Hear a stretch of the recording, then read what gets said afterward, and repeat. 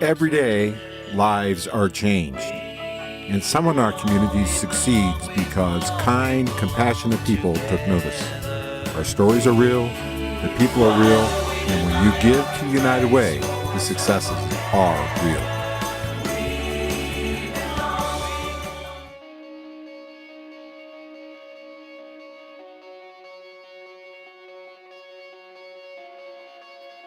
When Mike was born, I was working as a nurse in OB at the hospital. I was able to be the labor coach for his birth mom and help deliver him. We were able to take him home after 72 hours. Mike first began having difficulties when he was about 6 years old. The worst times were when Mike became a teenager. He was just too strong for Laura. And if I wasn't alert, he could definitely take me down also. There was a danger to the younger children in the family as well as, some to adults. So we really struggled with what to do, how to handle this child. Well, the Boys and Girls Club serves kids between the ages of 6 and 18. Michael Horning was one of those kids who just blended in. He came up to the club and he had a great attitude, funny personality. He really liked to make people laugh. Mike stopped showing up all of a sudden, and his parents came in and talked to me a little while later, and they said that he was in juvenile detention. And I said, what? I said, Mike, what did he do? Because here at the club, his personality is great. He never gets in trouble, never has any kind of a temper. We couldn't believe it. I had a conversation with his dad not too long ago. He was telling me that Michael still has his issues now and then, but Dad's reaction this time was, oh, but you know what, he's a typical teen now, and it's so much better. Mike is not violent anymore. He has decided to let that portion of his life go. He's very, very strong-willed and very much a leader, so the thing of respecting parents is a challenge for him. The people at the club and at church continue to work with him.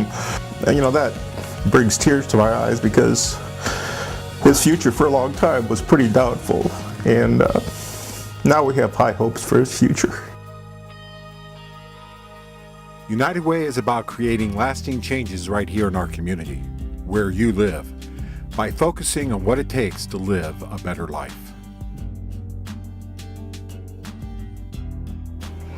I met Fred when I was a young child.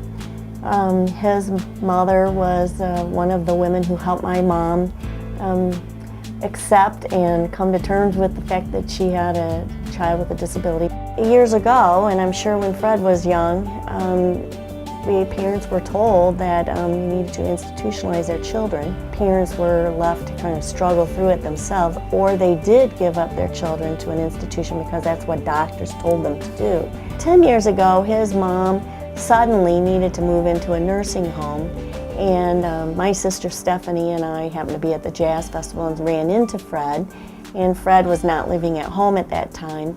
In fact, he was staying at Faith Mission, which was wonderful that they took him in, but Fred was very, very scared because he was not used to being not with his mother. My mom about had a fit because she said, Fred's never been left alone ever in his whole life, and he can't be down there by himself. You've got to go down and see what's going on. And so, we did. Fred stayed with us sometimes until they were able to get some emergency supported living services in place for him through ADEC. And when Fred had to move out from his mother, he was not used to making decisions and doing things for himself. He did not know how to do some of the things that you would do as an independent adult.